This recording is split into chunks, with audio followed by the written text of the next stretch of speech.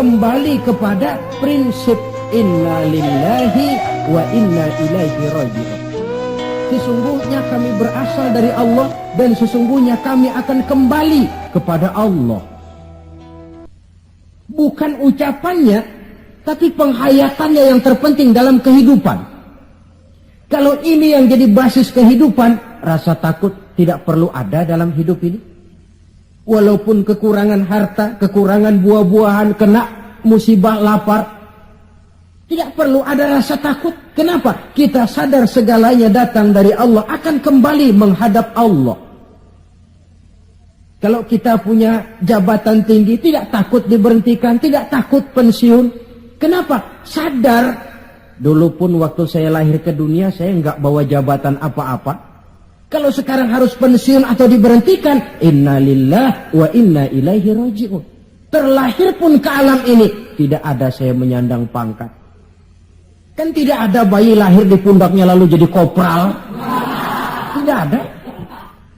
Inna lillah wa inna ilaihi raji'un. Kalau satu saat dia kehilangan harta yang dicintainya, dia sadar lalu kembali.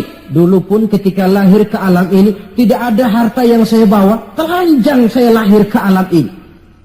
Ini namanya filsafat kehidupan yang paling mendasar. Segalanya datang dari Allah, segalanya akan kembali kepada Allah.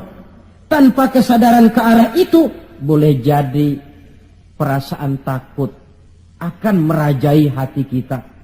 Si kaya takut miskin, si pangkat takut jatuh rendah ke bawah, dan selanjutnya, dan selanjutnya.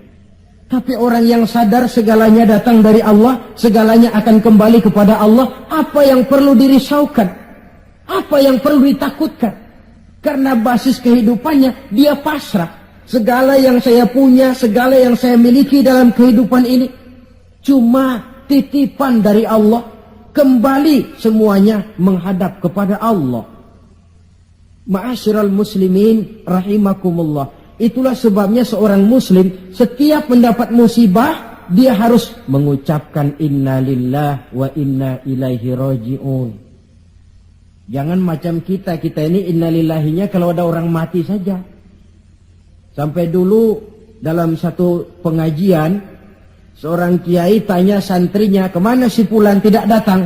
Kata temannya, si fulan sakit kiai. Kata kiai, inna lillah wa inna ilaihi raji'un. Temennya nyaut, kiai belum mati dia. Loh, kata kiai, sakit itu kan musibah. Setiap terkena musibah, orang dianjurkan, disunahkan mengucapkan inna lillahi wa inna ilaihi raji'un. Jadi bukan cuma ucapan bibir yang tidak berakar ke hati, tetapi ucapan bibir yang berakar ke hati lalu diterjemahkan dalam kehidupan. Segalanya datang dari Allah, segalanya pun akan kembali kepada Allah. Marilah kita lihat dalam kehidupan, akibat tidak sadarnya orang kepada inna lillahi, gejalanya dalam kehidupan modern ini kan bisa kita lihat. Berapa banyak orang-orang yang tadinya sudah adil, berjuang hendak menegakkan keadilan, tapi di tengah jalan dia bisa berbalik menjadi orang yang justru menginjak-injak keadilan. Berapa banyak orang-orang yang tadinya sudah benar, ingin memperjuangkan kebenaran, di tengah jalan berbalik menjadi orang yang hanya mau benar sendirian, walaupun tidak benar bagi orang lain. Dan berapa banyak orang-orang yang tadinya sudah rela mengorbankan kepentingan pribadi demi kepentingan orang banyak, tapi di tengah jalan dia berbalik menjadi orang yang tidak segan-segan mengorbankan kepentingan orang banyak demi kepentingan pribadi, keluarga, dan golongannya saja. Tepat benar sindiran Allah dalam satu ayat, wa iza massal insana ad-durru da'ana li jambihi aw qa'idan aw qa'ibah. Apabila manusia sedang ditimpa oleh kesulitan, mereka berdoa kepada kami, mohon agar kesulitannya diangkat oleh Allah. Doa itu diucapkannya dalam keadaan berdiri, pada waktu berbaring, dalam segala posisi, mohon kepada Allah. Falamma kasyafna anhu durrahu, tapi manakala kesulitan yang menimpa mereka sudah kami angkat, kami hilangkan marra ka'allam yad'una ila durrin massahu.